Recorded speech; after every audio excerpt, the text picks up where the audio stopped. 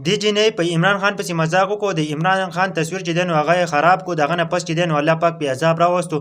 مکمل ویډیو راسره وګورئ څنګه چې د عمران خان تصویر خراب کړی او هغه شان د دې چهره مکمل طور باندې خرابه شوه. ویډیو راسره وګورئ او ټول د پی ټی آی ټایګران چې دي نو مکمل طور باندې دا ویډیو ضرور د نورو ملګرو سره شیر کړئ. ملګرو دې جینۍ چې دی نو نوم چې دی نو عایشه جانزیب دی. ملګرو چې دا داسې ویډیوګانې جوړوي چې دا داسې مزاحیه ویډیوګانې جوړوي نو دې د عمران خان تصویر راواغسته او د عمران خان تصویر بل شان کو. ملګرو تاسو ته به سیټ ښکاري په دې پسې مذاق وړاوه. دغه نه پس چې دی ملګرو په دې باندې الله پاک عذاب راوستو او په دې چې کومه مخ د عمران خان مخه چې څنګه کړی نو الله پاک پې عذاب راوستو. مکمل طور باندې د دې مخ هغه شان شو لکه څنګه چې د عمران خان په مذاق کې هغه مخ څنګه کړی. ملګرو نو الله پاک پې عذاب راوستو. ګوره چې په بل انسان پسې مذاق نه کوې که نه ستا سره په صحیح داسې وشي ځکه چې په بل انسان پسې ته ولې مذاق کوې. عمران خان چې دی نو په زړه باندې سچا دی دغه د وجې نه دې جینۍ سره عجیبه کار وشو.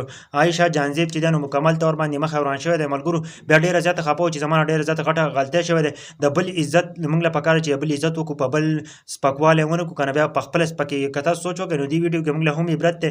دې خلکو ډېر زیات په عمران خان پسې لګیا وو.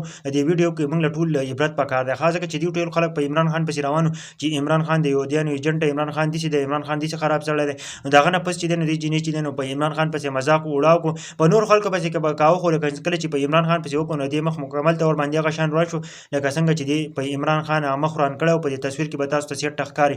نو الله پاک په داسې عذاب راوستو که نه چې تاسو ته کتلی شئ هغه شان یې ولا مخ خراب کړو لکه څنګه چې دې د عمران خان مخ خراب کړی و.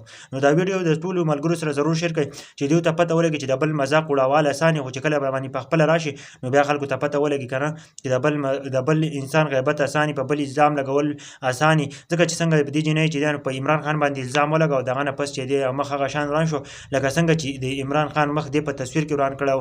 هسې د خندا دپاره هسې مذاق دپاره خو لیکن الله پاک ورسره صحیح کار وکړو.